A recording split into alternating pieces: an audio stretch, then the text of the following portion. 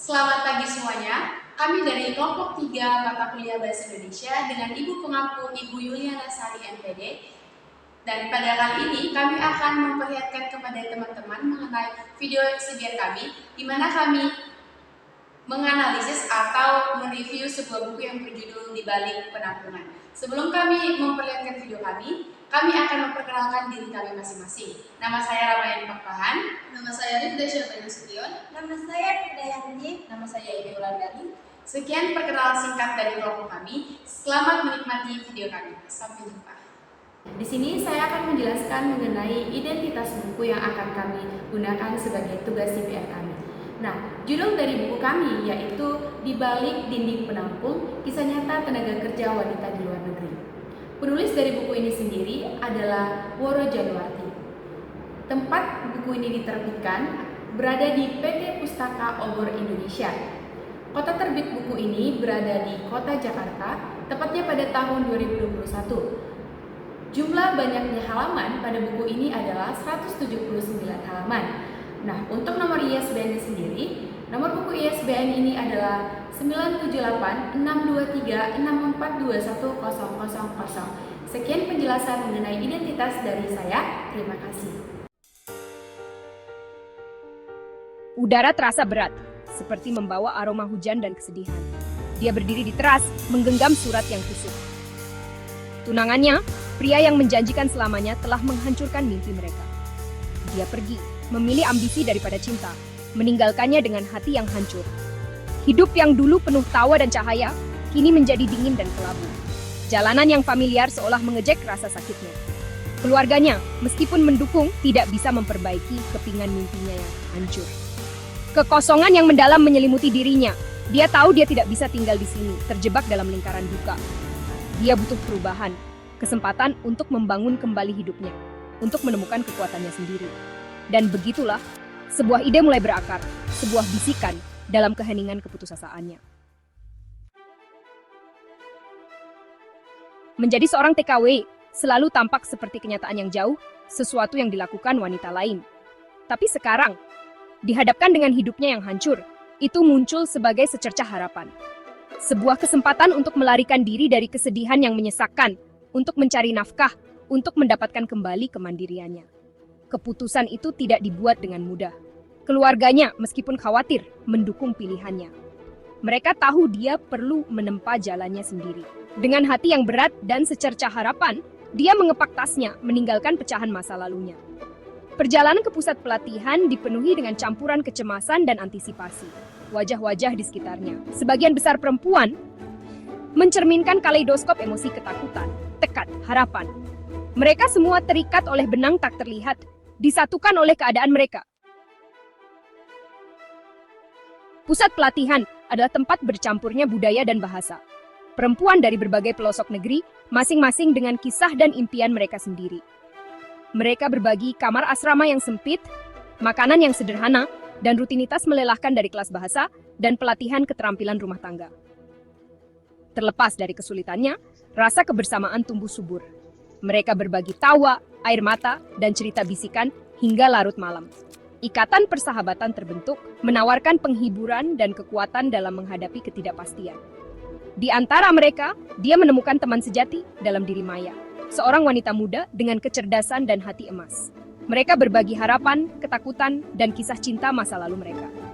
Maya menjadi sahabatnya, tempat bergantungnya, simbol persahabatan tak terduga yang diberikan kehidupan. Mendarat di negeri asing seperti melangkah ke dalam pusaran angin. Jalanan yang ramai, bahasa yang asing, perbedaan budaya, semuanya terasa luar biasa. Dia didorong ke dunia dengan aturan dan harapan yang tanpa terucapkan. Bekerja untuk keluarga kaya, dia mendapati dirinya menavigasi ladang ranjau hierarki sosial. Jam kerja yang panjang, majikan yang banyak tuntutan, perasaan terus-menerus diawasi, itu membebani jiwanya. Kesepian menjadi teman setianya. Panggilan telepon dengan keluarganya menjadi penyelamatnya. Suara mereka sebagai pengingat cinta dan keakraban. Dia berpegang teguh pada kata-kata mereka, menarik kekuatan dari dukungan mereka yang tak tergoyahkan.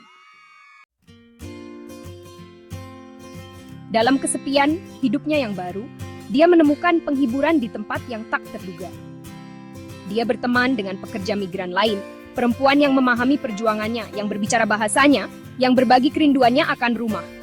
Di antara mereka adalah Sarah, seorang wanita Indonesia yang bekerja di gedung apartemen terdekat. Mereka menjadi keluarga satu sama lain, berbagi makanan, tawa, dan rahasia bisikan di hari libur mereka yang jarang. Persahabatan Sarah adalah secercah cahaya, sebuah pengingat bahwa bahkan di masa-masa tergelap, kebaikan dapat mekar. Tetapi kepercayaannya hancur ketika dia menemukan Sarah telah mencurinya, memanfaatkan kebaikannya. Pengkhianatan itu sangat menyakitkan, membuatnya merasa rentan dan sendirian. Itu adalah pelajaran keras dalam kompleksitas sifat manusia, sebuah pengingat bahwa tidak semua orang pantas mendapatkan kepercayaannya. Pengkhianatan itu mengguncangnya hingga ke intinya. Dunia yang sudah terasa dingin dan jauh, kini tampak seperti tempat yang berbahaya. Rasa sakit dari pengkhianatan Sarah diperparah dengan kesadaran bahwa dia benar-benar sendirian. Tetapi di tengah kemarahan dan rasa sakit, kekuatan baru mulai berkembang di dalam dirinya. Dia menyadari bahwa dia tidak bisa membiarkan tindakan satu orang menentukan pengalamannya. Dia harus menemukan cara untuk mengatasi rasa sakit, untuk membangun kembali kepercayaannya, untuk berpegang pada nilai-nilainya sendiri. Dia mencurahkan energinya ke dalam pekerjaannya, menemukan penghiburan dalam rutinitas dan disiplin. Dia menghubungi keluarganya lebih sering. Cinta mereka adalah sumber kekuatan yang konstan. Dan perlahan, hari demi hari, dia mulai sembuh. Tahun-tahun berlalu dalam kaburnya musim dan liburan yang dirayakan jauh dari rumah. Dia mengirim uang secara teratur. Mengetahui itu membantu keluarganya membangun kehidupan yang lebih baik. Pikiran tentang kesejahteraan mereka memicu tekadnya, mengingatkannya mengapa dia bertahan dalam kesulitan. Tetapi seiring berjalannya waktu, kerinduan baru mulai tumbuh di dalam dirinya. Kerinduan akan rumah. Aroma yang familiar, suara-suara, kehangatan pelukan keluarganya, kenangan ini menjadi rasa sakit yang konstan di hatinya. Akhirnya, hari itu tiba ketika kontraknya berakhir.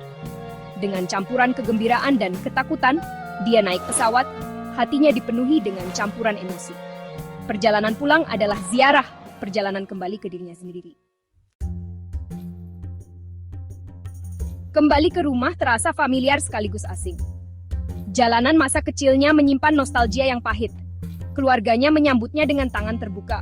Wajah mereka terukir dengan campuran kegembiraan dan kekhawatiran. Dia telah berubah. Tahun-tahun telah menggores garis-garis di wajahnya. Masing-masing menceritakan kisah ketahanan dan kesulitan. Matanya, yang dulu dipenuhi optimisme muda, kini menyimpan pemahaman yang mendalam, kebijaksanaan yang lahir dari pengalaman.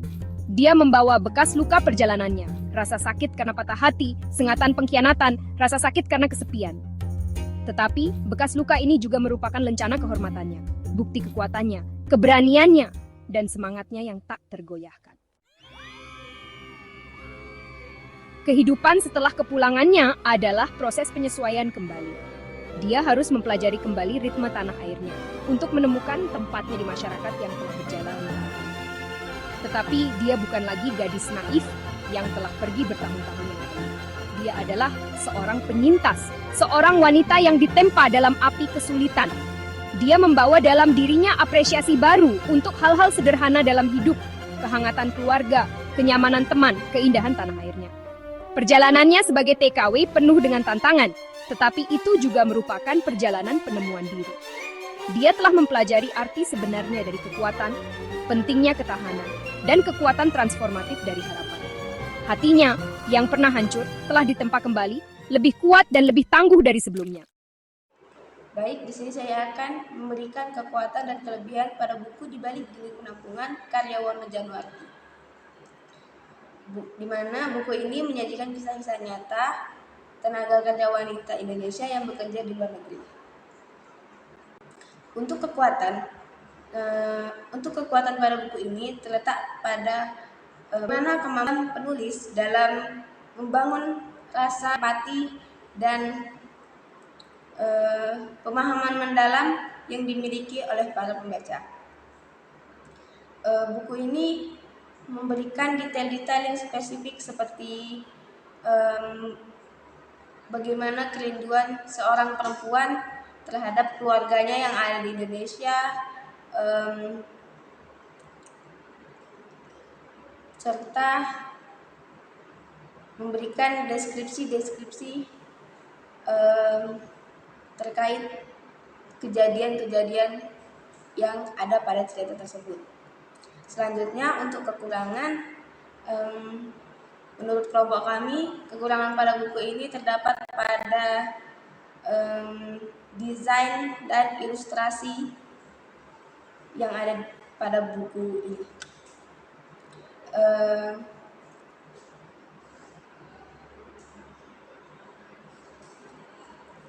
Ilustrasi dan desain seharusnya dibuat menjadi lebih menarik agar para pembaca dapat lebih tertarik untuk membaca buku itu dan memahami bagaimana alur pada ceritanya. Meskipun terdapat kekurangan pada buku ini, buku Di Balik Dinding Penampungan ini masih menjadi bacaan yang mungkin akan menjadi bacaan yang penting yang mampu membangkitkan kesadaran dan kepedulian kita terhadap nasib para. Jadi, apakah buku Di Balik Dinding Penampungan karya Woro Januarti layak direkomendasikan? Menurut kami, buku ini sangat direkomendasikan, terutama bagi siapa saja yang ingin memahami lebih dalam tentang realitas hidup tenaga kerja wanita TKW di Indonesia. Buku ini bukan sekedar kumpulan kisah, tetapi sebuah cerminan dari perjuangan, pengorbanan, dan ketidakpastian yang dihadapi para pekerja migran. Melalui perjalanan tokoh utama, pembaca diajak melihat sisi manusiawi dari para TKW, mulai dari impian yang mendorong mereka bekerja di luar negeri, tantangan berat yang mereka hadapi, hingga bagaimana mereka bertahan dalam situasi sulit. Kelebihan utama buku ini adalah kemampuannya dalam membangun empati. Detail-detail kecil seperti kerinduan pada keluarga, hambatan bahasa, hingga penyiaran sama pekerja membuat pembaca merasakan langsung realitas yang seringkali tersembunyi di balik statistik pekerja migran. Buku ini juga menyampaikan pesan kuat tentang ketangguhan dan harapan meskipun dunia yang dihadapi penuh dengan ketidakpastian. Namun, dari segi visual, memang buku ini bisa lebih menarik jika desain sampul dan ilustrasinya diperkuat agar dapat menjangkau lebih banyak pembaca. Kelebihan pada buku ini, secara keseluruhan, buku ini sangat saya rekomendasikan dan kami rekomendasikan terutama untuk aktivis, mahasiswa, pekerja sosial, atau siapa saja yang peduli dengan isu tenaga kerja migran dan hak-hak perempuan. Buku ini adalah pengingat bahwa di balik setiap pekerjaan migran ada kisah perjuangan yang seringkali tak terlihat.